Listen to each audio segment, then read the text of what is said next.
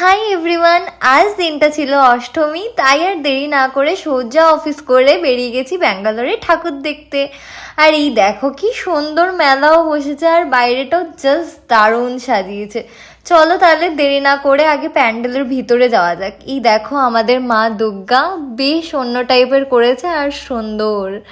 আর এটা হলো আজকে দেখা আমার সেকেন্ড ঠাকুর। এখানে লিটারালি না পুরো কলকাতার মতনই পুজো হয়, শুধু ভিড় কম আর ওয়েদার ভালো।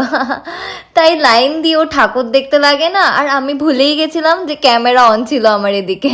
আর যখন ক্যামেরা অন করেই ফেলেছি, তোমরা একটু আমার ইয়াররিংসটাও দেখে নাও, সুন্দর না? পুজোতে বেরিয়েছি আর বাইরে থেকে খাবো না, এটা তো হতেই পারে না, তাই না? তো যথারীতি চিকেন মোগলাই নিয়ে নিয়েছি। উফ কি ভালো খেতে, আর কতদিন পরে খাচ্ছি বাবা। এরপর আমরা চলে আসি মেলা দেখতে, বাট কিছুই কেনার ছিল না, তাই টাকা নষ্ট করে লাভও নেই। তো সোজা চলে আসি আজকের মেন আকর্ষণ, যার জন্য এখানে এত ভিড়, আর সেটা হলো ফকিরা।